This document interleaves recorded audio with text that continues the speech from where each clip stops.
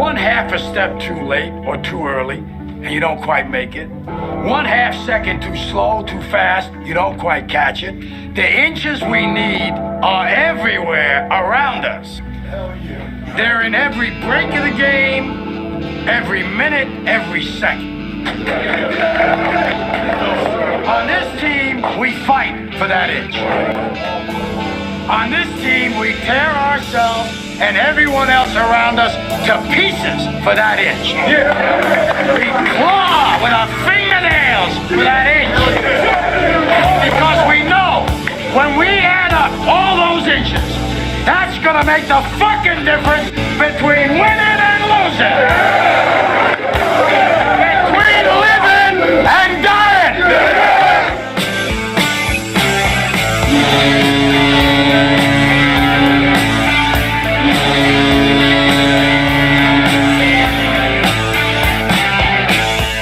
What's up, and welcome back to the Something's Bruin podcast, episode 92.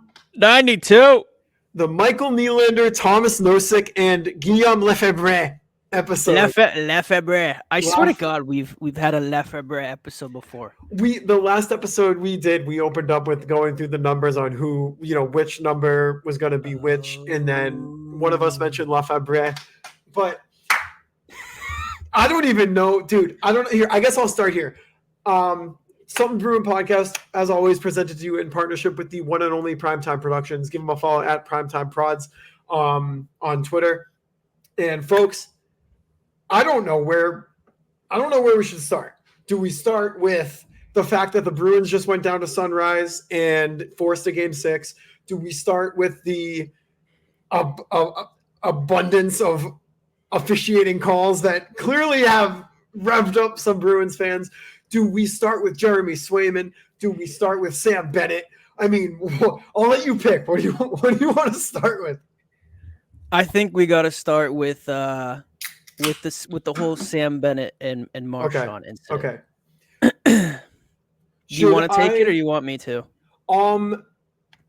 You start it. I'll pull it up on Twitter and I'll pull it up for our YouTube people so we can all watch it together. But if you want to start off with your initial thoughts, then all yours. I don't know how. I was listening to Spit and Chicklets today, and I think it was Keith Yandel, and he's one of a few who have been saying that Sam Bennett was taking a defensive position, bracing for a hit. Yeah, and he just so happened to stick out his right hand and catch Marchand right in the jaw. Like, come on, that was the most obvious little jab I've ever seen in my life. And it's Sam Bennett, too. Like, he's the kind of guy who, like, borders the line of shithousery, as Jack would say in the playoffs. Like, If you have a guy like that on your team, you love him. But, I mean, look what he just did. He just knocked the Bruins captain out for 2 games. But you can't tell me he didn't do that on purpose. What are we talking about? And it was perfect. I was listening to the newest episode of Spit and Chicklets, and Biz was saying, because he works for TNT, that the camera angle, first of all, the NHL is worth $6 billion. Oh, yeah. Don't even get me started. You didn't have that one. So you look at all. So, oh, my God. Now I'm getting a little upset. So you're looking. The NHL is reviewing the footage of the Sam Bennett hit that very clearly knocked Brad Marchand out. He stood up. He was wobbly. He had trouble getting on the bench. He very clearly took a shot in the face. Mm-hmm. And you're looking at it from all these different angles. This $6 billion organization is looking at it from all these different angles, and they say, you know what? We can't prove that Bennett punched him in the face, so we can't suspend him. They come down with their ruling. Game 4 comes around. Sam Bennett has the game of his life. And then after the game, there's actually this one camera. It's like the Zapruder film. We have this one camera that was pointed on the opposite side of the ice directly at Sam Bennett that shows him punch him in the face. But by then, Game 4 was about to start or whatever. They had already had their ruling. A $6 billion organization can't find that one camera angle. What are we doing? Here's my thing. Even Biz was saying that I think he said it was a Sportsnet camera or something. Yes, it was. Like another massive media organization. So are they just sitting on this camera angle? Do they hate the Boston Bruins that much? They're going to sit on this camera angle and wait for the ruling to come out and then we go, we found this video hidden in the archives. Come on. Like, that was the incriminating evidence that the NHL needed to give Sam Bennett a game. But it's bullshit. He definitely punched him in the face. He knew what he was doing. I mean, I've seen a lot of people call it a hockey play, and like those kind of plays happen in the playoffs. But like, we're talking about Sam Bennett, the guy, he toes the line, especially in the playoffs. He just came back from an injured hand, nonetheless. Talk about irony. Yeah. And he punches Brad Marchand in the face. And also, while we're talking about Brad Marchand, I don't know if you heard PK Subban's comments. What the hell is that shit about? Let's talk about that later. But yeah, I heard that. It's nonsense. But the thing is with me about this whole Sam Bennett thing is the first two angles that they showed, you couldn't necessarily with indisputable evidence say that he punched him in the face, right? Like you could kind of see his arm come in, you could see Marchand's head get knocked before he even made contact with Bennett's body. So you could infer that that's what happened. As soon as that other angle came out, there is zero argument that you can even make without making yourself look like a fool that he didn't punch him in the face. He's got his stick in his hand. My voice is cracking because I'm so pissed off about it. He's got his stick in his hand, and he literally cocks back, stick in hand like a club, and hits Marchand on the jaw. Marchand goes down. He's knocked out on the ice. So the way he went down, he was clearly knocked out. He was out like a light. He's out 2 games minimum. We'll see what happens with Game 6 tonight. I'm assuming he's going to play. Tomorrow night. Tonight because the episode's going to drop. Tomorrow night. That's right. It's Friday. Silly goose. I'm an idiot, dude. But nobody can justify this as an accident. Bennett on TNT postgame was saying he was bracing for the hit. That's a load of crap. The TNT broadcast during Game 4, so the game after the incident happened, spent half of the second period trying to justify the fact that it was an accident. And at the end of the conversation, the conclusion was, well, I don't know. It's not the way that the league saw it. So even the announcers couldn't come to an actual conclusion. But for our YouTube people, we have the video pulled up right here and we're going to play it, but you can clear as day see him knock Marchand in the face. And the fact that the league didn't say a word, not a single word. And I'll pull up another clip later too. Steve Dangle, do you know how wrong you have to be as a league for Steve Dangle, the man whose life has been tortured by Brad Marchand and the Boston Bruins for the past decade, to come out and be genuinely emotionally pissed off that this went against the Bruins and went not even discussed about. So when Steve Dangle's on your side, you know that there's something wrong. So I'll play the video here. So here's the incident, the angle that Sportsnet had, that, by the way, like you said, we didn't even have the public, air quotes, didn't have access to until 10 minutes before Game 4's puck drop. So here's the angle. We've been looking for different angles. Here is one, guys. We found this. Bang. And now that you've seen this, I'm wondering, what do you think? Got him. I'm done. Play it again. Does it play again? Yeah. I saw it right when I saw it because I saw him. Look at this. Wobbly. He knocked him in the chin. Punched him in the face. He fucking hit him. That's a literal. We're laughing at it because it's so obvious, dude. You not only did that knock out Marchand for 2 games minimum, as it is right now, but it concussed him. I'll pull this one up too. Sam Bennett legitimately did the exact same thing last year to Matthew Knies, like almost identical. I'm looking it up right now. And even like I think because I was in the same boat. I think of most people when you saw it in real time, and like they never really showed the replay, and I don't remember who it was. It was reported that they thought it was a shoulder injury, and I was like, oh god, that's great. You know, maybe collarbone, maybe an AC joint, because those are those lingering injuries. And you know, even on the replay, when they did finally show the replay, it was the angle that everybody had been seeing up until right before Game 4, when like you can kind of see Bennett's arm like flex out a little bit, like it looks like he led with his hand, like maybe it was a punch, but like again, like you really can't like definitively prove that. But then like they would show, you know, the next 10 seconds and Marchand's looking a bit wobbly, like, whoa, wait a minute, did he catch a shoulder to the jaw? Like, what's going on here? And then, of course, it comes out afterwards, the angle from across the ice, the one clip that if everybody had this 24 hours ago, Bennett's not playing game 4, no question. And here it is. Now it clear as day he punched him in the face. But the part that kind of makes me laugh is Bennett isn't even denying punching him in the face. He's just saying, I was bracing for impact. I was just trying to not get hit. Like, that's 5'9" Brad Marchand skating up to Sam Bennett, and Sam Bennett has to brace for impact to the point where he punches Brad Marchand in the face.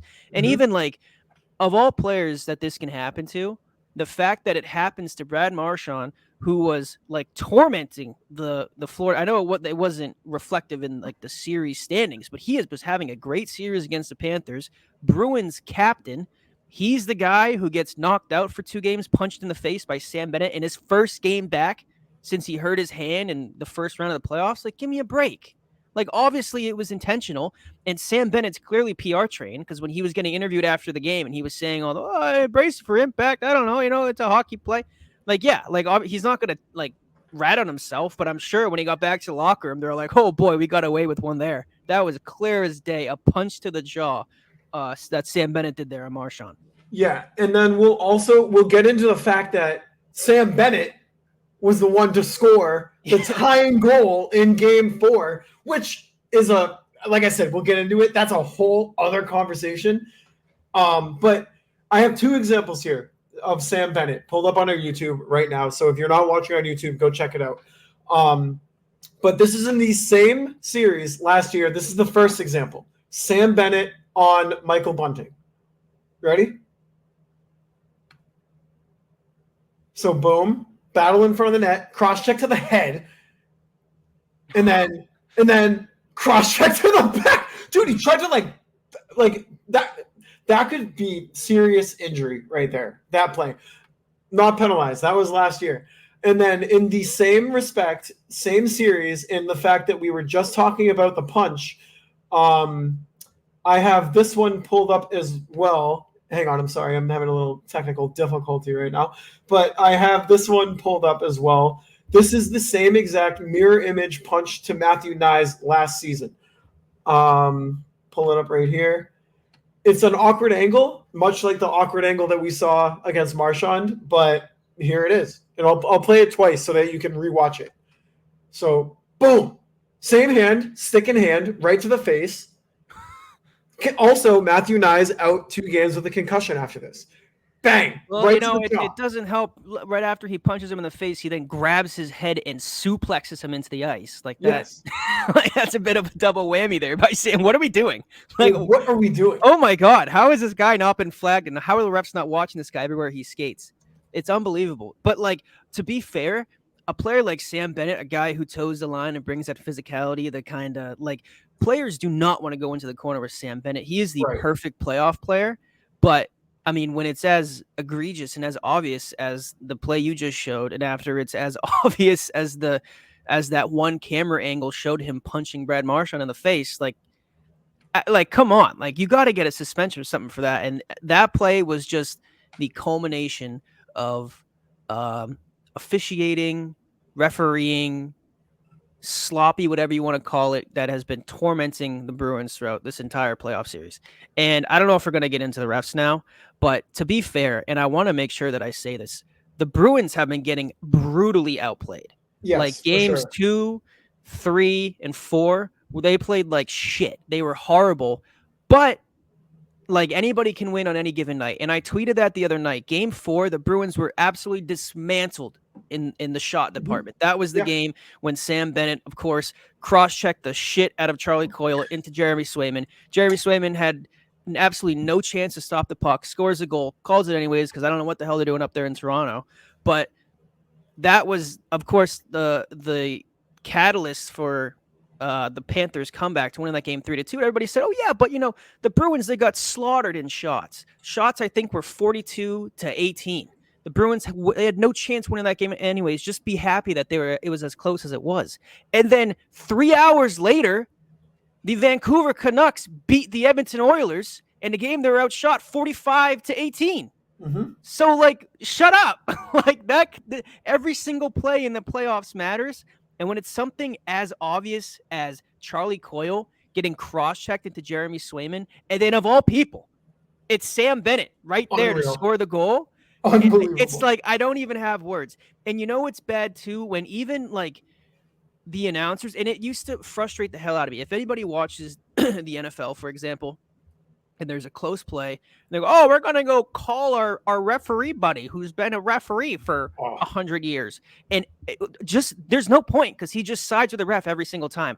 A player could punch somebody in the face, no pun intended, like Sam Bennett, and the ref would not call a flag, and this guy would side with the refs. And I was expecting the same thing from the announcers and the panel there who were calling the Bruins game, and no, they were all like, "Oh yeah, this is gonna get called back. There's no way this is gonna stand." And then when it didn't stand, they doubled down. They were like, "Holy shit, that was a horrible call. What are we watching?" And then post game, like the whole post game panel, they were all like, "Yeah, we got to talk about this horrible blown missed call." Even Biz, the nobody hates the Bruins more than Paul Bissonnette. This dude is even saying it was a terrible call, and the only people defending it was Sam Bennett and the Florida Panthers. And again, like the Bruins got thoroughly outplayed that game. They got brutally outplayed in game 3, and they got horribly outplayed in game 2. That was a lot of adjectives that I just threw at you. And but like, if you lose the game, you want to lose the game because the other team is better or you made a mistake or whatever. You never want to have the refs dictate games like that. It's the playoffs. Let the guys play. And in a situation like this, in the third period, home ice, Bruins are down in the series 2-1. It's a massive game. Despite all odds in this game, they're somehow still winning. And for a play like this to unfold and the Florida Panthers to be rewarded for it, and then, of course, the Bruins get called for a penalty immediately after, and the Florida Panthers going to win this game 3-2. Now you're in a 3-1 hole going back to Florida. It's like, it's ridiculous. And like, again, I've said it 1,000 times, even though I do complain about the refs, I never want to blame the refs for anything because the Bruins have been getting outplayed. But like this game, man, like this whole game should have been under contest. They should have thrown a flag, called the league, done something. But this was bullshit. I will say right now, so you know how you reference like the shots and the time on attack and like scoring chances. Power plays in this series right now, if you had to guess, how many power plays do you think the Panthers have had through 5 games? Oh, more than double what the Bruins have. If I had to put a number on it, though, I'm going to guess 25. Mel, you're fucking spot on. The Panthers have had 25 power plays. What do you think the Bruins have? 9. Bruins have 14 power plays, but one of those power plays was like I think it was at the end of game 4 when the Panthers got called for one with like 30 seconds left. So like, do we really count that as a power play? Like 30 seconds? Yeah. So 25-14. But the thing is that I have been thinking is how much of these shots on goal, time on attack, shooting attempts, how much of that can you attribute to the amount of power play time that the Panthers have had? Because if that's about 6 power plays a game. That's, what's my math? 12 minutes of game time on the power play with the extra man. You're gonna see an advantage in shots. The Bruins aren't going to be able to get the momentum and get into a groove where they're playing. Now, yes, some of these 100% are at the fault of the Bruins for taking these penalties. But at the same time, how many of these penalties have been so soft? Talk about the Coyle hook from last night. What was that call? The Lorei hook. The guy got shot by a gun. What the hell was that? Even when they called Lunsell, I call him, for flopping, and then they gave the Bruins player a cross check. So is it a flop or a cross check? Why is it 4-on-4? Just squash it. Just squash it. Like, nothing happened, man. How can you give this guy a penalty for flopping and then you're giving the guy who pushed him a penalty? What is it? That's what I'm saying. Dude, what are we doing? Like people hate the goalie interference things and like how it's so up in the air and no one knows what goalie interference is. Invalid. That's a very valid thing to be confused and kind of upset about. But the other thing is, and this is more of a league-wide thing and not necessarily this series of the Bruins specific, but if you're going to call somebody for embellishment, there's no penalty then. The penalty is the dive. Like, and the thing is, like, growing up, and I know you probably feel the same way because we grew up watching hockey in the same era. flopping in hockey is like the most looked down upon thing that you can do. Like hockey is a game of gamesmanship. It's hard fought. You don't do that. It's not basketball. You don't do that to get a call. And that seems to be out the window. Like it's almost as if like flopping is celebrated. And we should get back to the era of hockey where if you flopped, you don't get the benefit of the doubt at all anymore. Like you're ruining the game. Stop flopping. Be sent home. It's bullshit. It's turning into soccer. It's stupid. It's so annoying. Trying to draw, and especially with a power play as potent as the Florida Panthers. Like the amount of time, all the P's, little alliteration I threw at you there. They got a potent power play. A potent power play for the Panthers. A Panthers potent power play. They're doing whatever they can to get on the power play, and it certainly doesn't help that Jim Montgomery has no idea how to do math. No, absolutely none. 6 too many men on the ice calls. Doing? This is what I was waiting for, and we alluded to it. I forget who we were talking to on Twitter. I think it was Brandon Edmondson. Because you said earlier you wanted to see the reaction. I said, do you have any idea how difficult it is to get 1 too many men on the ice penalty in a game, let alone 4 in a playoff series? And then you chimed in and said, basically, are you sitting down? Because it's happened now 6 times. I went, holy shit. The Bruins have played what? 12 playoff games now, and they have 6 too many men on the ice penalties. They've had 1 too many men on the ice penalties in every other game. That is ridiculous. That is crazy. And like the Bruins penalty kill has obviously been a juggernaut, but like you can't keep testing your luck every single time by not knowing how to count. That is like the easiest thing in the world to not get a too many men on the ice penalty, and they had 6 of them. 6 of them. And like you were just saying with Montgomery's, with Lorai and the flopping, like look at Montgomery's reaction. Look at him. Dude. Like, dude, he knows. And apparently he was yelling at the ref in French in this clip. Yeah, I was going to say that in French. Yeah, he was saying it was bullshit or something like that. Yeah. Hang on. So how do I stop this from playing? Okay. I wanted to say something else. Oh yeah. So this is what I wanted to get your reaction of. So shout out to Brandon for wanting to see the reaction. How many too many men penalties do you think that the Bruins had during the regular season? During 82 games of NHL hockey, the Bruins had X amount of too many men. In 12 games of the postseason, the Bruins have had six too many men penalties. How many do you think they had in the regular season? 82 games. 9. Mel, you're a great guesser, but it's even worse than what you thought. It was 8. They had 8 too many men penalties in an 82 game schedule.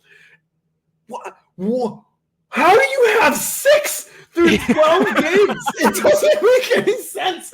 And I was like you said too. I was listening to Spit and Chicklets earlier today as well. They were saying that Montgomery is wrongfully getting the hatred for these penalties when it should be on the players, because all Monty's job is to call out the lines, and then those guys go and they have a guy and they take their guy and go. But in my mind, when they were saying that, I was like, okay, that makes sense. But with the amount of line juggling that Montgomery did during the regular season, is it confusing everybody? Like, it very well might be. I mean, and they always say too that too many men on the ice call is always a coach's penalty, and you can always tell because it's happened 6 times, and all 6 times the cameras then zoomed in on Jim Montgomery's face on the bench, like, his fault. Everybody look at him. But that would make sense. All of the line juggling, which I guess then it is Jim Montgomery's fault. It is, yeah. I mean, all the juggling of the lines. Somebody needs to just genuinely ask him, just in one of the press conferences, just look him dead in the eyes and say, what is going on? Like, what? Like, if I'm asking you, the head coach, directly to tell me, how in the world does your team have 6 too many men penalties in 12 games in the playoffs when you can't afford to give this potent Panther power play another man advantage. How does it, like, I need him to speak on it directly. Well, first we should ask him to count to 5 and see if he's capable of doing that. Do it. I have some serious questions. Just put him over the coals. Count to 5. The worst part was the 6th one that they've had that they just got last game. They could have gotten 2 penalties because Brandon Montour was tripped right at the blue line, and it was like the most. And I was like, oh, here we go, probably a flop. They're gonna get him for that. Nope. Too many men on the ice. And I was like, what? Pick your poison. Like, what power play are you going to call? Who's flopping? Is it a bench minor? Is somebody fighting? I don't even know what the hell is going on anymore. And it's ridiculous. And it all culminated with Charlie McAvoy's goal that they then reviewed for goalie interference. Dude, Mel.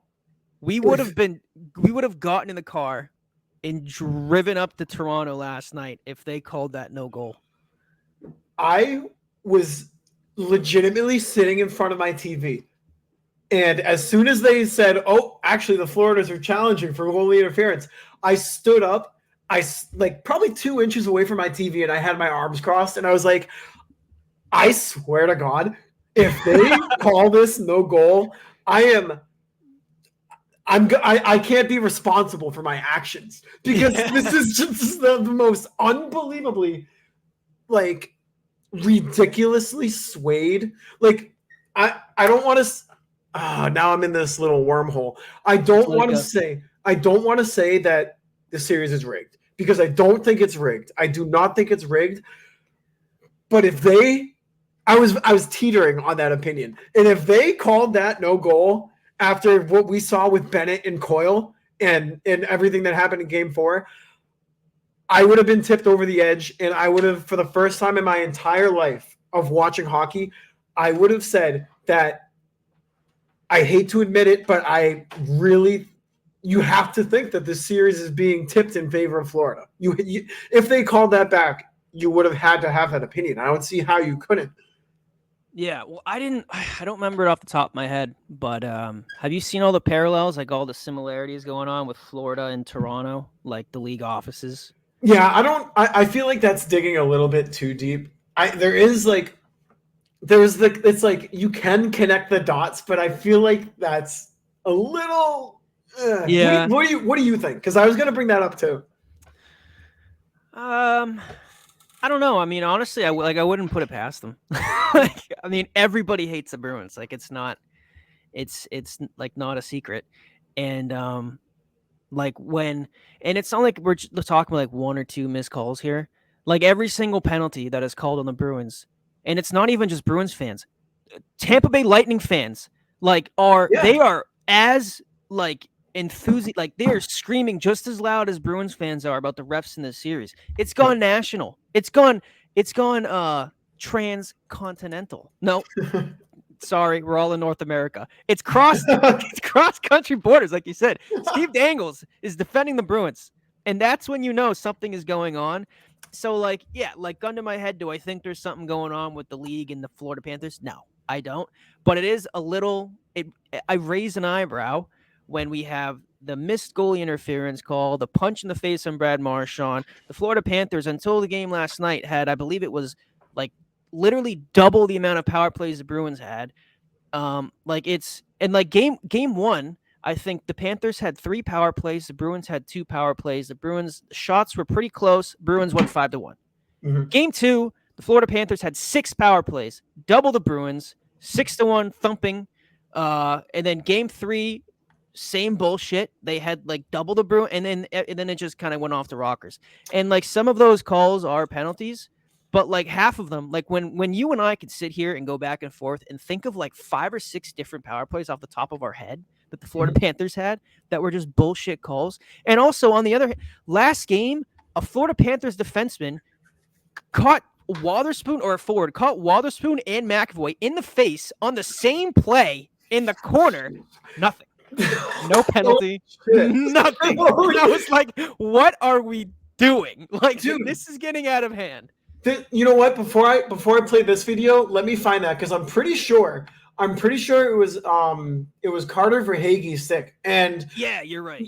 Yeah, and you see it in the beginning. I will say, and if this is the reason they didn't call it, I will say it's a little bit valid. But let's see. No, that's the wrong one. You can see Wotherspoon kind of hold on to Verhaeghe's stick, but at the end of the day, you're responsible for your own stick. Like that's all it is. There it is. Okay, here it is. Let me pull it up really quick. Look at this. Bang. And then right in the face. And nothing. It makes no sense. What are we doing? I don't get it. I mean, and then even the next 10 seconds after this, like Wotherspoon wrestled a guy to the ground. Somebody on Florida wrestled a Bruins play. Like it was anarchy for the next 10 seconds after this. So they like really doubled down and let the guys play. Yeah. But like as Bruins fans, we're not saying to like call this and call that. We're just saying to like give us a chance. Like Jesus, call what should be a penalty, and don't reward the Panthers for flopping. The reason that it's like that I'm so just like pissed. If you don't call, let me restart here. Where am I? I don't even know where to start. My brain is so pretzeled up. So let's just, for example, the Charlie Coyle hook or the Mason Lohrei hook, soft, right? If you're gonna call that, call the double high stick. Where there's no consistency, and that's where I'm getting mad. If you're gonna call the series the same way that you're calling it against the Bruins for the Panthers, fine. Like, be my guest. Like, it's shitty hockey, but if you're gonna do it, at least it's fair. When you see something like that, a high stick against Wotherspoon and McAvoy, how you high stick? Listen, now how many defensemen are there on the ice at once? 2. How in the world do you manage to high stick both of them at the same time? Like what? What? It's so dumb. And like exactly to your point, like if you're gonna call a weak ass penalty at the beginning of the first period, you should in theory still be calling weak ass penalties at the end of the third. Like it sucks, but you have to be consistent. You can't just go, I want to start swallowing the whistle now halfway through the third period. Like you can't do, like you have to be consistent throughout. And you can't tell me that the Bruins have had double the penalties that the Panthers have had. No. Like there's no way. The Panthers are I mean, they're one of the most physical teams in the NHL. They've got so many scumbags on their team. And I mean scumbags in like a good sense. And like your Sam Bennett, your Makachuk, guys who get under their skin. And they're the most penalized team in the regular season. Yeah. And the Bruins have double their penalties in the playoffs this series. It doesn't make any sense. It makes no sense. Makes no sense. And that's why, like you were referencing earlier, like the Florida Panthers have like, I saw last night at one point they had, I think it was 399 shot attempts. Yeah. The Bruins had like 185. They literally had like double the shot attempts. When you have double the power plays, that leads to now double the zone possession.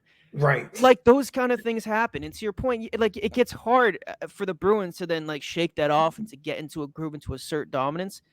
And at the same time, though, like they're still playing like shit. Like they can't win a battle on the boards to save their life. They're throwing the puck around like a hot potato in their own zone. Like I don't want to bail them out, but they have no chance if they're not just playing the Florida Panthers, but they're playing the refs too. Like they have no chance in this series if that's what this is going to be. And that's what I was going to say too, is don't get it wrong. Everybody listening to this, we're not blaming the refs for losing the series. Like I said earlier, all we want to see is consistency. If you're going to call it that way, just call it that way for both teams and whatever. At least you're consistent. But the thing is, Florida, just on paper, just look at their roster, is a better, deeper, more skilled team than you are. So if the NHL were to rig it and wants a tougher, better, more competitive series, you don't need to give Florida all these power plays. They're a better team. They don't need the help from these bullshit calls. But I've had this pulled up on the YouTube for a while. So for everybody watching, you've probably seen this still shot for about 15 minutes, going back and forth between other clips. But before we get past it or too far, we need to talk about this Coyle Bennett situation goal. So the NHL, I'm going to read this straight from the rule book. Straight from the rule book. According to Rule 69.3 of the NHL rulebook, goaltender interference occurs when a goaltender is in their crease. Mel, is Swayman in his crease in this still shot? He most definitely is. Cool. Establishes their position. Is he? His position is most definitely established. And then initiates contact with an attacking player who is also in the crease, which prevents the goaltender from defending their goal. The goal will be disallowed if this happens, and the penalty is a minor. So not only did the Bruins get screwed out of a non-over goal, but they also got penalized. So I'm going to play the clip, and let's just be the judge for ourselves, all right? And everybody on YouTube. So Peak blocks the shot. Coyle is there defending Bennett, and then boom. Watch Bennett right here. A shove into the goaltender, and then the goal right there. And so they're going to challenge it. Oh, there was no doubt about that. Did you hear the ref at the end? I mean, the announcer? Did you hear the announcer? Yeah. He said, there's no doubt about that. There was no doubt about that. Yeah, I mean, the rule book, like you just said, and it's funny because, like, usually, like, when you get into an argument, especially on Twitter with, like, another hockey fan, this should be a penalty, that shouldn't be a penalty. Go look at the rule book, and then, like, you read the rule book, and you're like, there is a bit of gray area. I don't know if this holds weight. This specific play checks every single box in the rule book as to why this goal should be disallowed. Swayman is in the crease. Yep. Swayman he's got a bubble around him. His position is very clearly established. Sam Bennett initiates the contact by cross-checking Charlie Coyle in the back, very clearly into his own goalie. Swayman very clearly could not have moved and then scored. It checks every single box as to why that goal should be disallowed. And then to hear Toronto's explanation saying that, well, we just didn't think that the contact was enough to prohibit Jeremy Swayman from making the save. What? What? The dude has been on another planet all playoffs. He could have been facing the other way with his hands tied behind his back. And if Charlie Coyle didn't fall into him, he would have kicked that shit out of there. He would have made that save. But it's not even just that. It's the fact that we're never going to know because you took that chance away from him. Because you decided that Jeremy Swayman had no chance to make that save. And that is bullshit. When every single announcer and every single post-game panel member, when Tim Peel, former NHL ref, and when every fan from every single team in the league, other than the Florida Panthers, are saying that shouldn't be a goal, then you should know, we messed up. Yep. But it was like, in this point in the game, again, 2-1 game in the third period, this is the biggest game of the series. I mean, if the Florida Panthers win, they're up 3-1. If the Bruins win, it's 2-2. And for them to make this bad of a call, and it wasn't even like it was like, oh, call on the ice, like we got to go. No, like they went in Toronto with their $1 million TV screens. They had all the time in the world to think and ponder about why this shouldn't be a goal. And they came back with, no, it's a goal. What are we doing? Is this a Steve Dangle clip?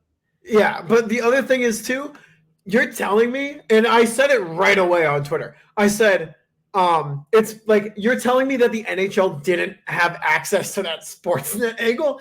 Yeah. Like, give me a break. Give me a fucking break. All right, but before we go on, Steve Dangle, if you don't know who he is, because a lot of people do, obviously, but if you don't, Toronto superfan, huge on social media, huge on YouTube, huge on podcasts, dedicated Toronto Maple Leafs fan. Just got eliminated by the Boston Bruins in 7, has mental breakdowns about the team all the time. The last person in the world that you would expect to defend the Boston Bruins. So I'm going to let his I'm going to let his clip play out, and we'll comment on it after. But here it is for everybody. Talking about the Sam Bennett goal that was not disallowed. player, so as to just to establish Charlie Coyle is a defending player here, Sam Bennett is an attacking player. Okay, great. Now that we know that, if a defending player has been pushed, shoved, or fouled by an attacking player so as to cause the defending player to come into contact with his own goalkeeper, such contact shall be deemed contact initiated by the attacking player for purposes of this rule, and if necessary, a penalty assessed to the attacking player, and if a goal is scored, it would be disallowed. The Bruins got a penalty out of this, and a goal was allowed against the Bruins out of this. It should have been goal disallowed, Panthers penalty. Holy fuck! What are we doing? What are we doing? I mean, we have too much shit to still be this bad. Too much technology, too many resources, too much personnel. What are we doing?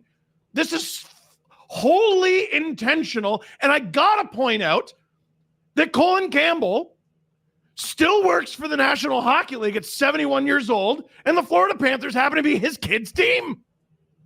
Harris also played for the Panthers. Yeah. Let's go Panthers. Come on, George. Let's go Panthers. Woo! Let's go, George. Come on, George. Oh, Leaf fans salty. I am defending the Bruins with my whole fucking chest. Are you joking? You know how wrong you have to be to get me to yell and scream and spit for Brad Marchand? You know, holy shit. No, the second round's been anarchy. I'm done. Nope. Emergency break. It's been horrible. And it's ruining what has otherwise been a fantastic product. Really fantastic. What's so hard about making that not a goal? What's so hard about making that not a goal? I you know what? I completely. Boom. So I mean, that's the best testimony that you'll ever get, honestly, about that play. Yeah, I mean, send that to the league offices. That's all you need to know. And for like people who aren't familiar with Steve Dangle, you've definitely seen his face. Because first of all, he's been like on YouTube for like literally 15 years, the mega Maple Leafs fan. He has like 200,000 Twitter followers. Like he's a big deal in the hockey community. You know what? He's basically like Jared Carabas. Yeah, but basically. like if he was a Maple Leaf super fan. And like for him to like, if you weren't watching the video, veins are coming out of his neck. He's spitting all over the table. His face is turning red. That is how badly he wants to defend the Boston Bruins and Brad Marchand. Like that is, oh my God. I don't know like what else can be said that hasn't already been said about that Sam Bennett goal, but it's just, I still like, I wake up in the middle of the night in a sweat and I'm like, holy, did they allow that? Did they really let that go in? I got to go check Twitter. I still like, I will never, ever get over that goal. That was bullshit. And like the fact that it was Sam Bennett. The guy who literally punched your captain in the face 2 days ago and knocked him out. He shouldn't have even been playing in that game. No, and you know what though? And that makes this series so even more personal than it already was. I mean, they ruined your best season of all time last year. Bergeron's last year, Krejci's last year, and these guys come in and come back from a 3-1 series lead. And they knock the best team of all time out of the playoffs. This year's series was already personal, and then you add all of this extra shit on top of it. Bees in 7, dude.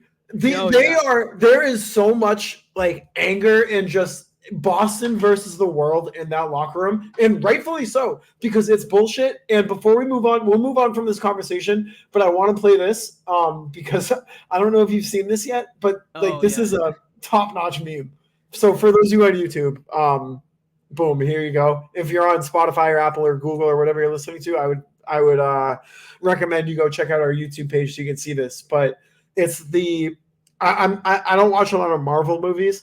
But it's the Avengers Endgame when Captain America and all the Avengers are in the battlefield and they're facing off against Thanos and his entire army.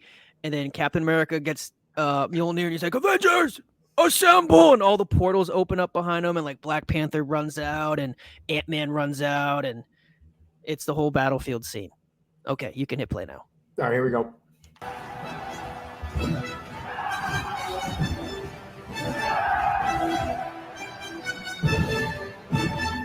Like you said, like the whole league sees it. Avengers!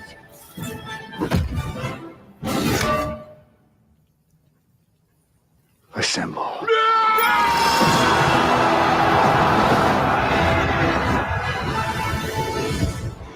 Steve Angle. That would make me laugh.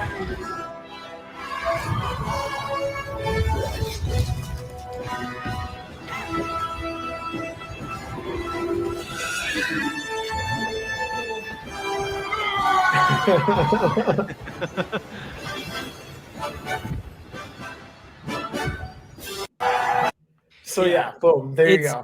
It's getting pretty bad, and if it almost feels like it just feels like it's just disrespect at this point between like the officials calling everything in favor of the Panthers, the Toronto, them awarding the gold to the Panthers. Even people have been saying all along the Bruins have no chance against the Panthers. The Panthers have been like shitting on the Bruins every chance they've had in the media, on the ice, everywhere since what happened last year, and nothing pissed me off more than when Jeremy Swayman yesterday said, we're going to go down to Florida, we're going to get the job done in Game 5, and we're going to come back to Boston. And then pregame yesterday, ESPN is interviewing Matt Tkachuk, and PK Subban goes, hey, Matt Tkachuk, Jeremy Swayman guaranteed a Game 5 win. How do you feel about that? And literally, if you were watching it, you could see Matt Tkachuk's whole demeanor change. There's no way he heard that. And he was like, oh, and he he answered honestly, and he immediately took the headset off and turned around and skated over to his team. And I was like, great.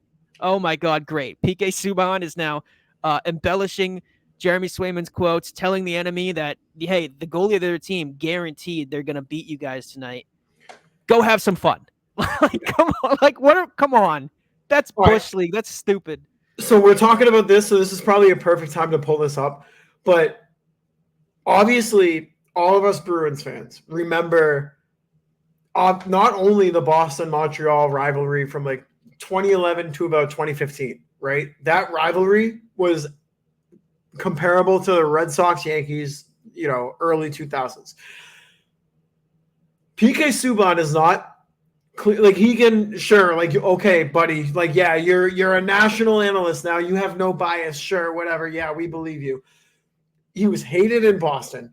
Boston fans hated him right back. He hates the city. He hates the team. He famously, and it's undeniable that him and Brad Marchand do not like each other. You watch games from 2012, watch games from 2013, watch games from 2014 when they fought each other or they were constantly bickering or going at each other. They do not like each other. They've fought before. They've thrown shots at each other in the media. They despise one another. As a national analyst on ESPN, you absolutely cannot defend and justify the clear. I'm not even going to call it like a conspiracy punch. You cannot defend or justify the Sam Bennett sucker punch to Marchand as an analyst, let alone a national unbiased reporter. Air quotes. So I'll pull this up right now. This was his comments about Sam Bennett's sucker punch to Brad Marchand. This is it right here. And here we go. Brad Marchand, as long as I've been in the league, as long as I've been in hockey, I won a gold medal with him at 18, played in the World Juniors. I've known him. I've seen him get over on hundreds, maybe thousands of guys, shift in and shift out. This was one moment where he was the hydrant, not the dog. This was a moment where, you know what, he was the bug out the windshield. So I think that for Brad Marchand, probably a long time coming for him, but it's unfortunate he got knocked out of the series. That's just a part of the game, though. That's playoff hockey. These things are going to happen. Is he serious? Is he serious? Brad Marchand gets punched in the face, knocked out, clear, visibly distressed on the ice. He's now out for the next 2 playoff games, and PK Subban goes on national TV and says it's a long time coming. Come on. And then he doubled down on it because he was defending his take on Twitter. Yeah. That is so bullshit. And shout out Lauren for fucking ratioing him. Oh, Lauren. That was bullshit. I couldn't between that and then what I just referenced when he told Kachuk, "Hey, Swayman's guaranteed a win in Game 5." This guy must have. I don't know if he's a gambling man. He must have put his whole house on the Florida Panthers winning this series because obviously the guy hates the Boston Bruins. But that is just not cool. For lack of a better word, that is so bullshit to go on Around the Horn or whatever show he was just on and to say that Brad Marchand basically deserves to get injured. That's. Come on.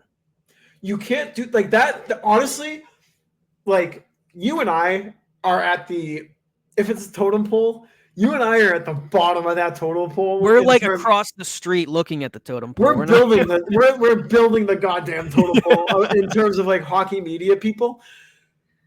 It actually makes me mad as somebody who is, has aspirations to be in hockey media and analyze the game or whatnot, to have a guy on ESPN say that a player deserved to get a concussion and knocked out of a playoff series and take a sucker punch just because he's done things in the past, like it's karma, like he deserved it. Dude, you are a clown. I don't even like him on broadcast anyways because I feel like he's trying way too hard. He's a wannabe and he's he's a phony kind of personality on Twitter or media or whatever you want to call it. And it pissed me off. You cannot do that. You put your bias to the side. You can't say that a player deserved to get a concussion, a head injury, because he's done stuff in the past. And mind you, one of the main reasons that Brad Marchand got the captaincy this year is because of how much he has changed his identity and his playing style in the league and still is able to be one of the league's most elite playmakers, goal scorers, point producers without doing all that extra shit. The last time he's actually done something like extremely dirty was what, 4 years ago, 5 years ago, maybe? Oh man, I don't even remember. Me either. Maybe when he licked Callahan, that might have been the line where he was like, all right, I need to chill out. And that's not hurting anybody. I mean, unless he's he's sick, he's got the flu and he's getting Callahan, some incurable disease. Yeah. But no, and even when you listen back on that whole quote from Subban too, he's basically he makes it seem like Marchand's this master sleuth who just gets away with shit, and this is his atonement. Brad Marchand is he's the most fined player in the history of the NHL. He's paid over $1 million in player fines. Nobody knows consequences like Brad Marchand because he's literally paid it more than anybody else. Right. And now you're celebrating him getting injured and saying this is his atonement for getting under the skin of players for the last 15 years. It's just, you know what? He's just salty because Brad Marchand just celebrated his 36th birthday. Yep. I believe it was 36. And he's the captain of the Boston Bruins in the second round of the playoffs. PK Subban just celebrated his 35th birthday, and he has not played a game in 3 years. So I don't know if maybe that has something to do with it. There's a little bit of jealousy on Subban's part, but that, like you said, that was just, it's not cool to go on a national broadcast and to celebrate a player getting hurt, especially somebody who has a very storied personal rivalry with yourself, which is reeked of jealousy, and it was pretty lame. Right. All right. Well, Mel, enough of the rants. Do you know what time it is? I need you to hit me with that alarm right now. No. Do you have the time? Oh, it's 6:58. All right. Do you know what time it is? Oh, 6:58. 6:58 p.m., which means it is time for Twitter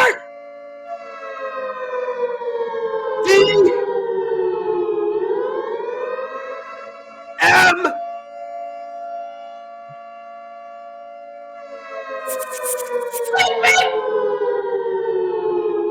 Yeah! We got questions. We got comments. You got questions, we got your answers. We got emotions. We have some pissed off people. And I think it's time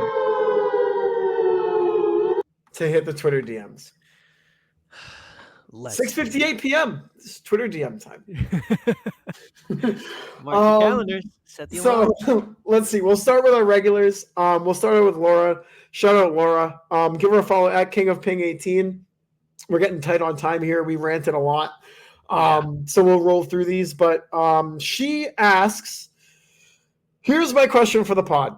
Sorry I missed it last week. It's okay, Laura. We forgive you. We forgive you. She's been sick. She said too sick to think. I hope you're feeling better, Laura. Hope you feel better. What do we need to change about our special teams? Refs aren't helping, but the Bruins are still taking dumb penalties and basically giving the Panthers way too many power play opportunities. It's potent. How would you rate our PK and our power play? Think anyone should go in, or is everything fine as is? Minnie wants to chime in. I don't know if you can hear her. I think the easiest way to fix the special teams is to allocate a little more funding to the refs, find out what the Florida Panthers are paying them, and double it. Jacobs. Because this has been rough. I mean, the Bruins penalty kill hasn't been as good as it was against the Maple Leafs, but I mean, they've had to go out and kill like 60 penalties a game. So in the Florida Panthers power play, the potent Panthers power play is really good. So their penalty kill is okay. Power play hasn't been horrible. I think it could be a little better. But they had one last game that was maybe the worst power play in like NHL history. Yeah, they've had multiple power plays that they literally only had like one shot. Right. But it's better than it's been against Toronto because that was downright putrid. And Pasta finally got on the board. He got his first power play goal since like literally January. So that was nice to see. But I know we were talking about their power play last round, saying that it just looks like they're trying to feed Pasta, like move some guys around, do some other shit. And I don't remember what it was, but somebody tweeted that like they move Pasta somewhere else in the power play, and they put somebody else where his spot was, and they ended up scoring a goal that power play. And I wish. That's like that. I know I'm giving you no information to go off of, but like I remember seeing that on Twitter. this guy passed to this guy. Him and Pasta switched. So it looks like at least the Bruins recognize that there's something going on that isn't working with their power play, and they're trying to correct it. And they've had a couple power play goals this series, so we'll take that. But power play, like especially against the Florida Panthers, when you're going on the power play as few chances as the Bruins are, you really need to make sure you take. The opportunity, and even if you don't score, get some momentum going. And when the Bruins are out there and it takes them like 40 seconds just to like get it into the other team zone, that's a problem. So there's things that they should clean up, but it looks better than it did against Toronto, which isn't saying much. But special teams, like it feels weird saying I don't feel like the special teams have necessarily been a problem. I feel like it's been a problem in the sense where like, oh my God, there's just 100 penalties we all of a sudden have to kill, which isn't always the fault of the Bruins. Yeah. Special teams, special people, special players, whatever that dude says. What is it? Special teams, special plays, special players? Something like that. Yeah. Sounds good, brother. I'm in the same sentiment as you, so I won't comment anymore. Obviously, Derek Forbert helped out the PK, but he didn't really help out much else, so let's not do that again. But shout out Laura again at King of Ping 18 on Twitter. Give her a follow. This next question comes in from our boy from day one, dude. Incredible Mr. E7 E2.0. He comes in with this. He said, "So my question for the pod would be, why do you think we're having so many too many men penalties? Does this fall on Monty or the players for not being aware during line changes? This is basically comical and beer league like at this point with how many we've gotten since playoffs, even the regular season." That was the first part. We kind of already touched on it. So since we're kind of up against the clock, we'll go right to the next one. Sorry, Ethan, but shout out. Love you, Ethan. Part 2, free agency. Let's talk it. Who should we target overall? Not talking contracts because we need off-season content. Facts. Good looks, Ethan. But who's on your radar? I'd love it if we could get Zadorov. Shout out! Shout out! But his price tag might be too much depending on the moves we make. Grizz and Forbes still got to go. I would love Brandon Montour, honestly. Brandon Montour would be sick. Oh, that's the thing I wanted to mention earlier too. Like we're talking so much trash on Bennett and these guys, but god damn it, would I love to have Sam Bennett on the Bruins. Yeah, dude. Oh my god, him. Yeah. I wonder. I don't know what kind of number Elias Pettersson's gonna get. I know he's still out there. No, Vancouver extended. Oh shit, you're right. Yeah. What about Tanev? He's like 35 though, isn't he? Yeah, can I say somebody? Yeah. He's the center. He's kind of a legend. Some would call him a goat. Bergeron's coming back. Played for Tampa. Oh. Steven Stamkos. Stammer. If Tampa doesn't extend him, holy shit, throw the bag at him. I don't care. Great locker. Then you go Stammer down the middle. You go Stammer, Zacha, Coyle, and then Boqvist. Or do the Bruins save their money and extend JD to $10 million a year? Wait for the following year's free agency and throw the bag at Draisaitl. Maybe. I mean, there was that report out there Draisaitl. that Draisaitl, if they don't go deep into the playoffs this year, that he might get traded, but I don't believe it. Oh my god, please. I would love Draisaitl in Boston. I know. Oh my god. Yeah, dude. Imagine him, Pasta, and whoever. I don't even care. Patra. Oh my god, I forgot. So if you get Stammer, you can go. Oh my god, if you get Stammer, you have so many options with Patra coming back. You could go Stammer 1, Patra 2, Coyle 3. You could throw Zacha back on the wing. You could throw Boqvist at that 4C. You have so many centers on this team. Frederick, Geeky. Yeah, it's ridiculous. Beecher. Boqvist. What the fuck? And all those centers to not win a faceoff. It's crazy. Wait, time out. How many did we just name? Take out Patra, Zacha, Geeky, Boqvist, Beecher, Frederick, Coyle. That's seven centers in your 12-man forward group. Yeah. What the fuck? And that's why it's so funny that their face-off splits are so horrible. It's literally Zacha and nobody else. They're like, somebody we have 7 of you. Somebody win a face-off, please. Chris Kelly, go lace him up and get out there. Literally. So yeah, I mean, shout out to Ethan 2.0 for that. Like we said, we're gonna kind of cruise through these, and then we'll get to Mel's mailbag after we get through these next few. This one comes in from Paco Yacht at Paco Yacht on Twitter. Shout out. Paco. He's always in with the questions. He said, "Does anyone know what goalie interference is anymore?" And we had about a 45-minute segment on it, and we had no conclusion. He said, "Bruins Twitter was going at Biz, but I thought it was coming back. Raycroft did too. Thought Biz might be right with it being a makeup call, from Game 4. What did you boys think?" Well, we definitely answered that. And he said, "Yes, I am part of USPS gang." Shout out. Hey, yo. Shout out. We got Globes tomorrow, Paco. We got Globes tomorrow.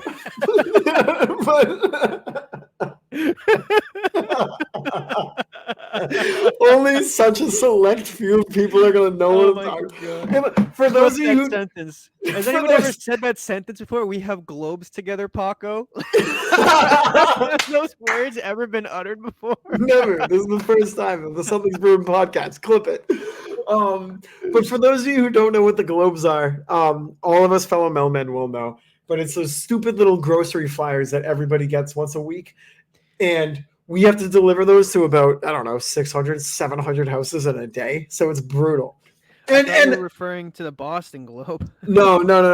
But 95% of them probably get thrown right in the trash. So it's just such a goddamn hassle. But his question was about the goaltender interference. Do Honestly, you want to get into that, or? I'll just say quickly, the Coyle, the Bennett goal was definitely goaltender interference. I thought that the McAvoy goal was probably going to come back if I had to lean one way or the other. I thought that it looked like Heinen might have got his stick on Bobrovsky's right skate. I thought it was close. If they kept it, which they did, I wouldn't have been surprised, which I wasn't. And if they reversed it and said it was no goal, I would have been pissed because of what happened to the Bruins, but I thought that would have been the right play. But Yep. I'm happy. Yep, me too. And honestly, if Bennett's goal, say they overturned Bennett's goal in Game 4, I feel like they would have overturned McAvoy's goal too. Yeah, definitely. So shout out Paco at Paco Yacht on Twitter. E2.0 sent his. This one comes in from a new commenter, Varia at Varias on Twitter. He said, or she said, will the captain play tomorrow night? Yes, I think Martin's in for Friday. I lean yes too. You get an extra day of rest. I think he's in. He traveled with the team to Toronto for Game 5. I think he's in. Yeah. Florida. Let's see. What did I say? Toronto. Might as well be. This one to beat the shit out of the officiating room. Room. this one comes in, the last one here before we get to the mailbag. Comes in from Frederick for MVP at Frederick_MVP. They said, why does Monty choose quality over quantity when Michael Scott says 100% of the shots you take don't go in? Is he really doing that, or is he just saying that because the Bruins are getting slaughtered in shots? I think probably the Bruins are getting slaughtered in shots, but also, Freddie, we love you, but the quote is 100% of the shots. What is it? You miss 100% of the shots you don't take. Yeah. Come on, Freddie.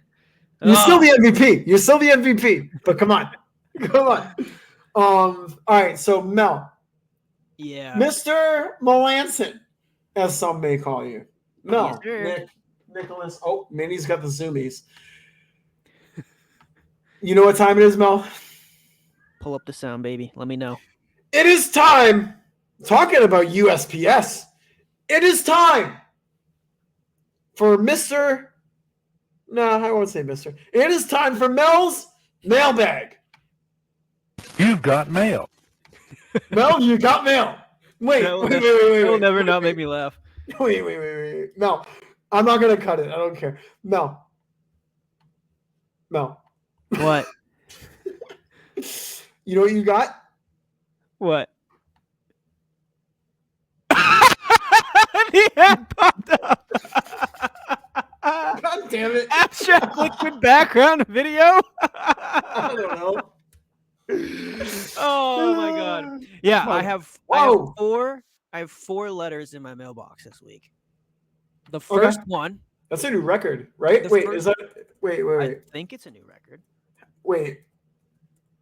What are you typing now? No.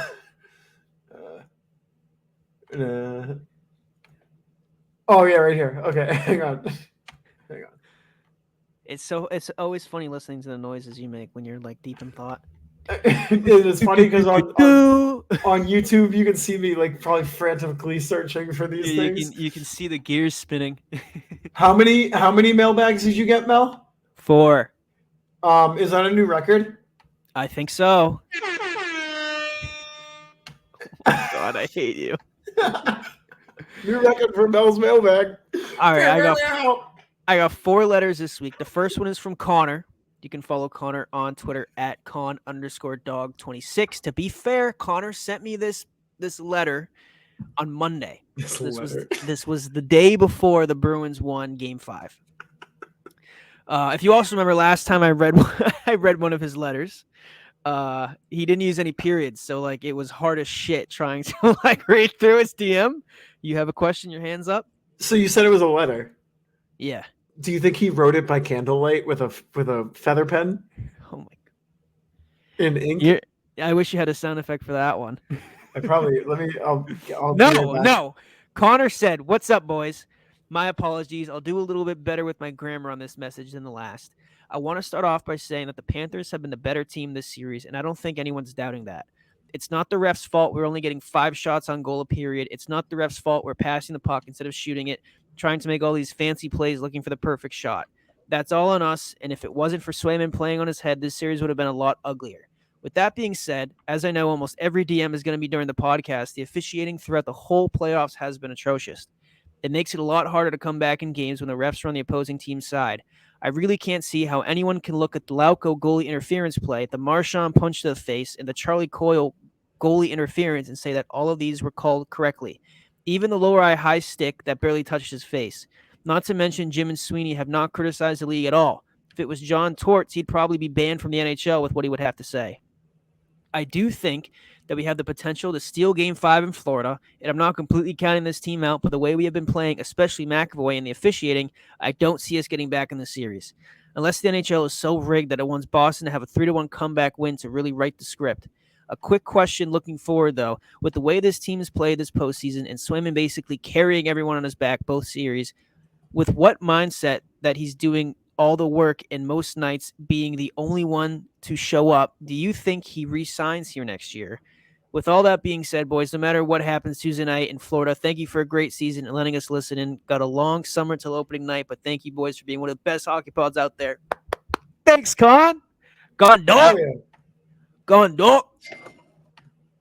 Hell yeah, dude. I do think I would take the deed to my house. I would take my car. I would take all the money in my bank account. I would go to the casino, and I would put everything on Jeremy Swayman re-signing in Boston. I don't think there's a shot in hell he goes anywhere. I think he doesn't want to play anywhere, and the Bruins don't want anybody else playing goalie, as evident by the fact that they completely abandoned the 1A, 1B system for him to start every single game of the playoffs other than Game 2 against Toronto.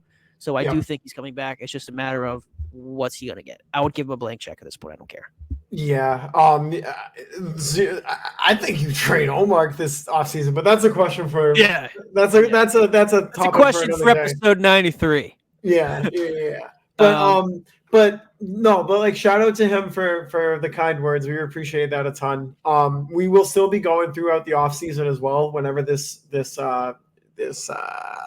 ship decides to park itself. Whenever the ship decides to dock? Yeah, whatever I just said.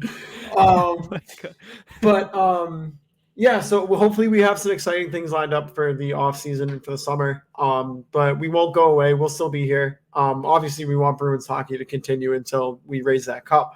But thank you for the kind words, and we wouldn't be here without, people listening in, people chiming in and helping us out as well. So it's a 50-50 show here, us and then you guys. Facts. Couldn't have said it better myself. I got another letter from Alec. First time Mel's mailbag sender. Very exciting. You can follow Alec on Twitter at AOKIJI1080. Alec, you're going to have to tell me what the hell that means, because that is a mouthful. Wait, what's his Twitter? AOKIJI1080. Cool. AOKEG 1080. I don't know. Alex said, "Yo, Melon Sully, shooting a mailbag question from New Jersey. I discovered the Something's Brewing pod a couple months ago and have been listening ever since. I just have to say you guys are hysterical, and I love listening to you guys and getting my weekly injection of Bruin stock and Toronto hate. Let's go! Let's go, baby. As you can tell, I don't get much of that from where I'm from. I think you guys have great takes about the boys in the black and gold, and wanted to say keep up the good work. Thank you very much. That's awesome. Question for you guys. There's a lot of rumor about the offseason and what the Bees do with their wet goalie tandem. Seems a lot like Swayman. Woo!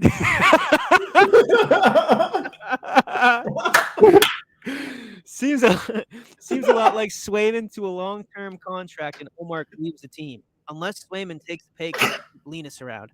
My question is, do you guys think Omar wears a different sweater next year? And if he does, what do you expect the Bruins to get in return for him? I think if they can get a top 6 forward for him, I'd call it a win. P.S. High hopes for the Book of Mel going into Game 4 against the Scumbags from Sunrise. All right, hang on. Before we get into his question, I just want to say the Book of Mel was looking pretty damn good until the refs decided otherwise. I was really close. I had them winning.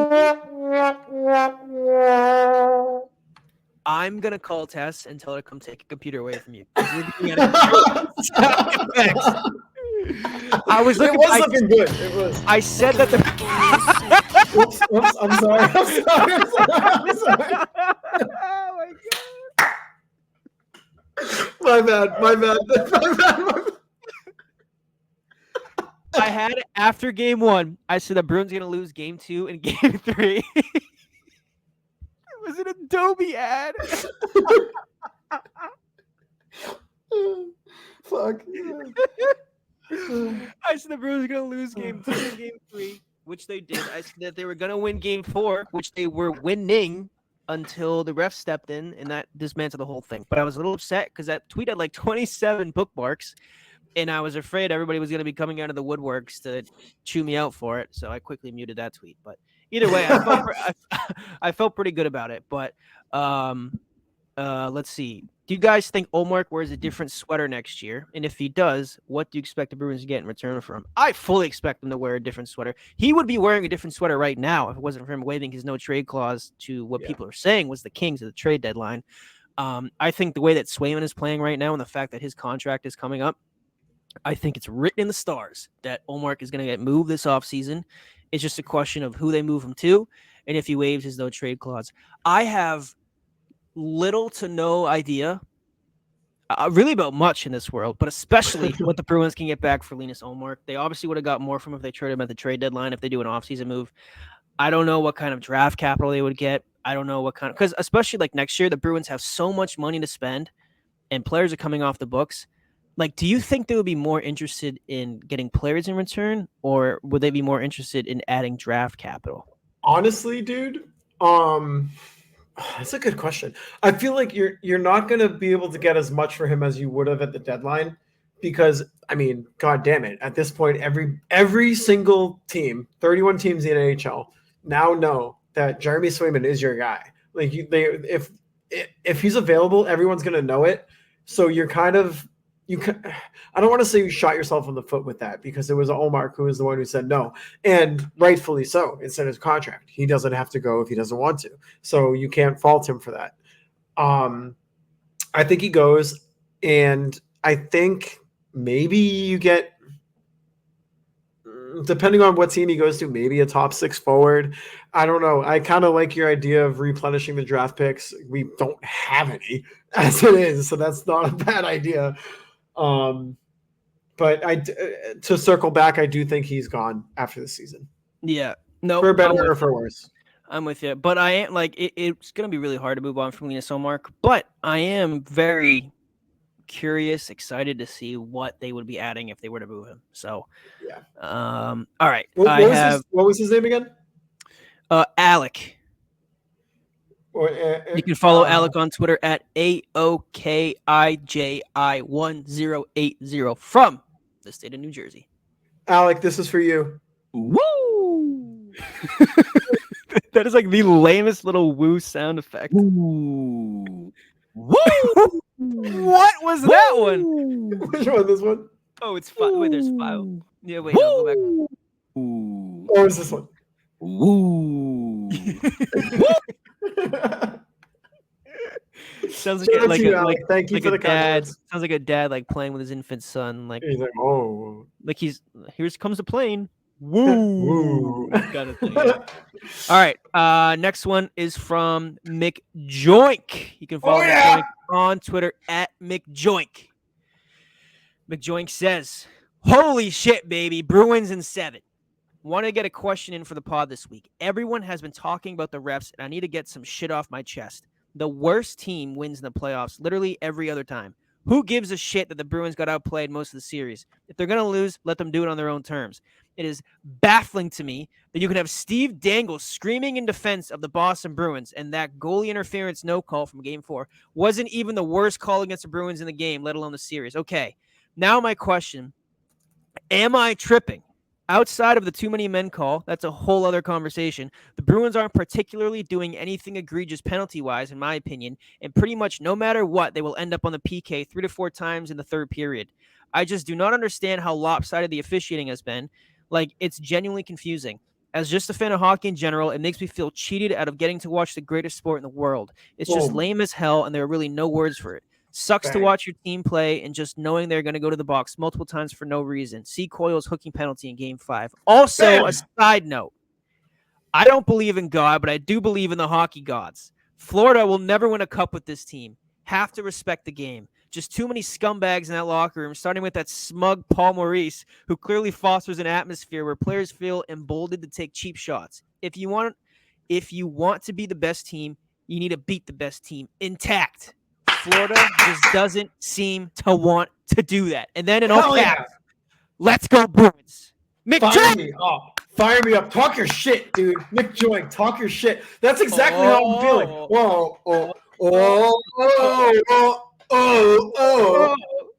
Bro, That's exactly how I feel. Like, Yeah. you're like, this sport is widely known for its playoffs being the greatest playoffs in all of professional sports.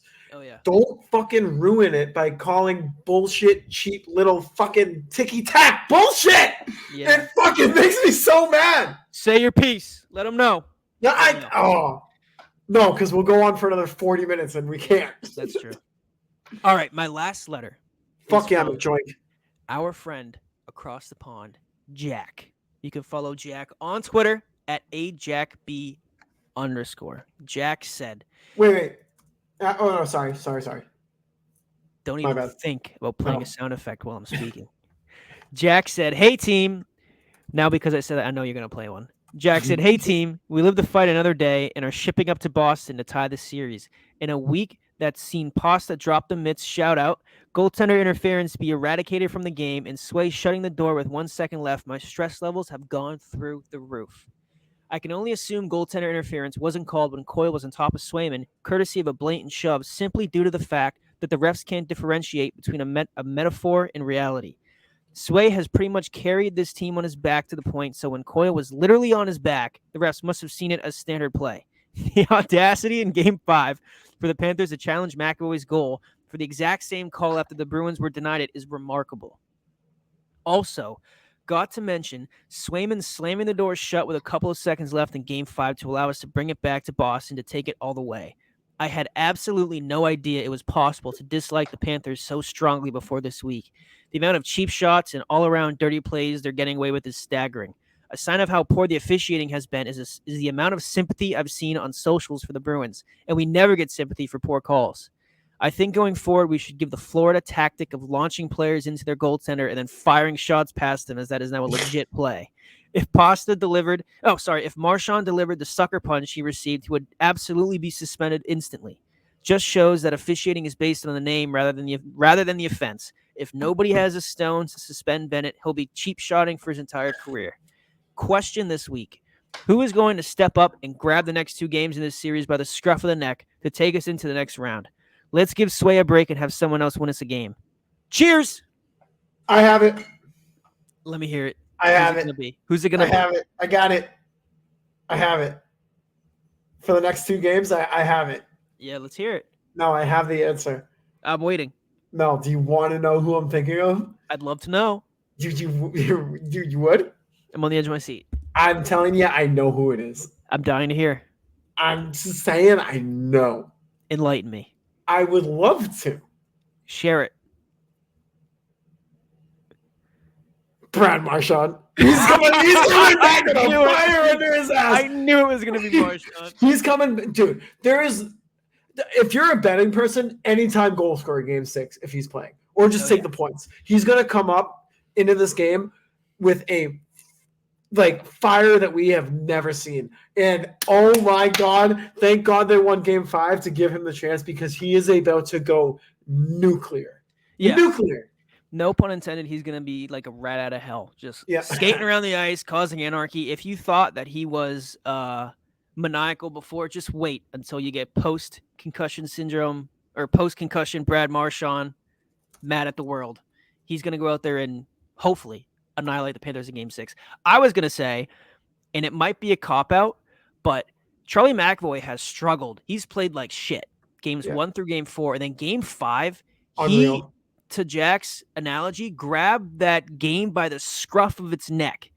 And he obviously had, I know it was Game 4, but he started Game 4 with that massive hit at the blue line. Game 5, obviously he had the game-winning goal.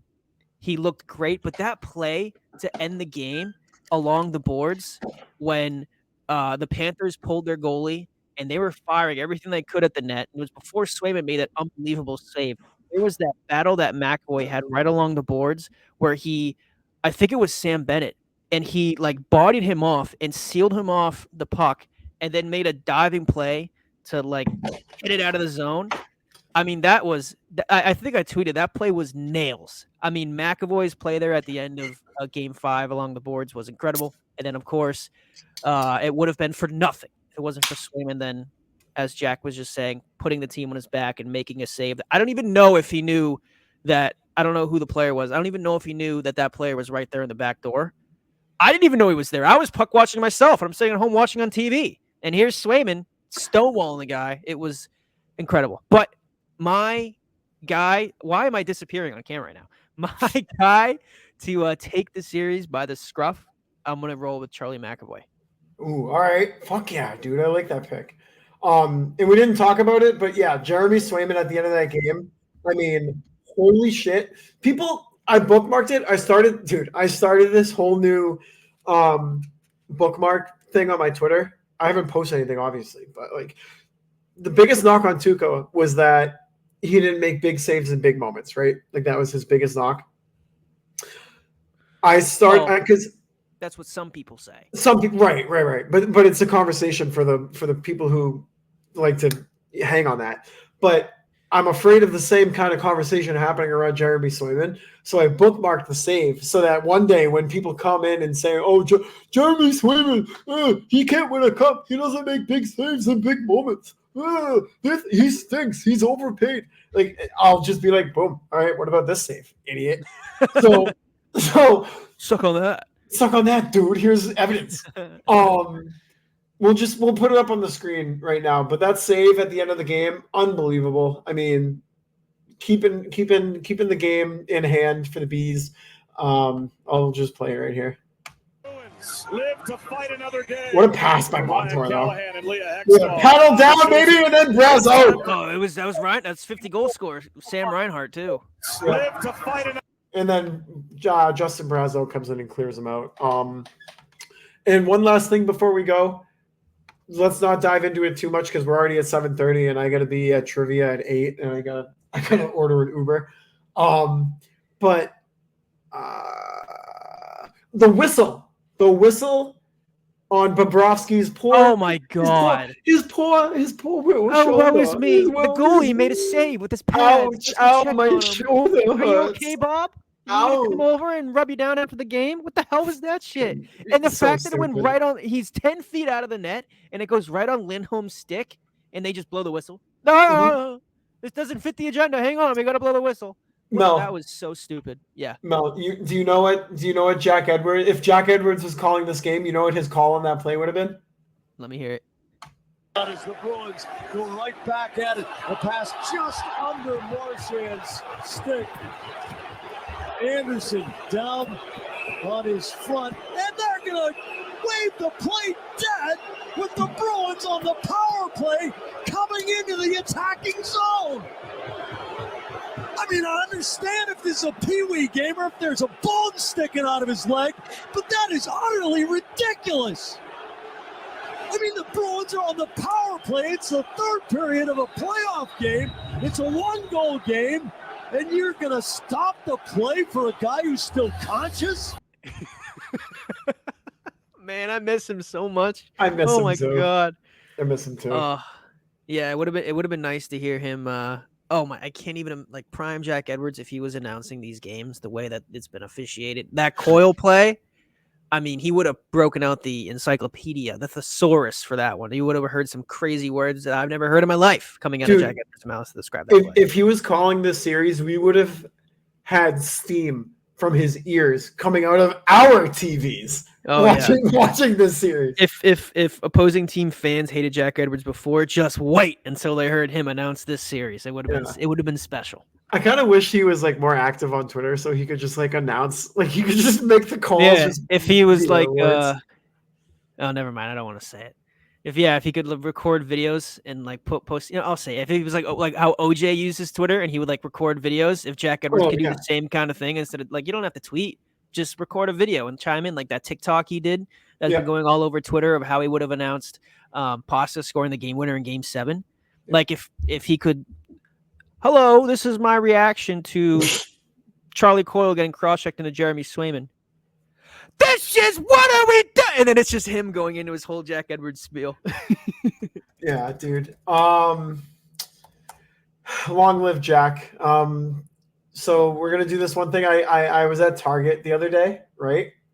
And I saw this thing just on a shelf, and I was like, "Oh shit! Like I need to buy this for the podcast."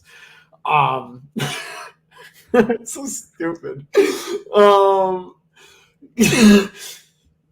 We're gonna pick a GOAT for Game 5. Okay, so I'm gonna. If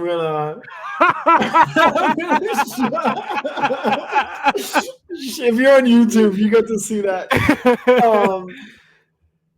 Shit. So think about your GOAT for the Like, who's like the best Bruins player through the series so far? Yeah, I'm sorry. Wait, no. You just God froze. damn it! Am I still frozen? No, you're good now. Oh, okay. All right, hang on. So it'll be like the GOAT of Game 5. I don't know. I just want to use this prop. So welcome into the segment. Can you see? Yes. The GOAT. Oh my god. I found this was $3 at Target. It's a little thing. This is the GOAT. And you went, oh my, I know what I can use that for. I was on the On phone. the pod. I was on the phone with Tess, and I was there buying cat food, and I saw this on the shelf, and I stopped Tess dead in her tracks. I said, "Tess, I just found a goat statue, and I'm going to use it for the pod." You know what's great about a pod too is that, like, most people listen and they don't see, so you very well could have saved your $3 and just pretend like you had a goat trophy. But now believed you. But now I bought a USB to store extra storage because my computer's jacked full of crap that I didn't have any space to do the video for YouTube, but now I do. So now if you're on YouTube, you'll be able to see the GOAT. So Mel, who is your GOAT for Game 5? Charlie McAvoy. Charlie. Charlie. Yeah, I think he turned around what was a series that saw him struggling into. I mean, Jeremy Swayman's an easy answer, but he played great in Game 5. I already mentioned the game-winning goal, the play to end the game along the boards. He finally played like a true number one defenseman that we've been missing since the Toronto series. So it was a good game from him. I'm giving him my GOAT for Game 5. All right. Well, you shit on my pick saying it was the easy pick, but I'm gonna go Jeremy Swayman. Oh, you coward! Guaranteeing a Game 5 win before the game started. Obviously, coming up with that big save in the dying seconds of the game, and just being a stud overall. But bam, Game 6, not tonight. Game 6 tomorrow night in Boston. That's all we got for you guys today. Wish me luck in trivia tonight. We're going for a W. We haven't had a W in a little bit. A lot of top 3 finishes, but never first. Never first. Oof. Oh, so you're the Florida Panthers of trivia. Makes me feel fucking stupid. I can see why. There's always somebody smarter than me. But yeah, episode 92 of the Something's Bruin podcast. As always, you can follow the Twitter account on the podcast account on Twitter at Bruin something. As always, presented by Primetime Productions. Give them a follow at Primetime Prods. You can give myself a follow on Twitter at _Mike Sullivan for a constant flow of Bruins nonsense on your Twitter feed, just the way I like it. And you can follow Mel on Twitter at Nick Melanson _ for your food, for your sushi, for Sour Patch flavored Oreos, for Starburst flavored ice drinks, for Bubble Yum gum, for Bruins takes, Red Sox takes, Celtics takes, Patriots takes, and all things Boston sports. But outside of that, episode 92 of the Something's Bruin podcast is complete. I urge you all to please go and watch this YouTube video because, God damn it, is this a special one to see with your own eyes. But outside of that, episode 92 of the Something's Bruin podcast, as I mentioned, presented to you by Primetime Productions. And until then, we'll catch you next week. Bye.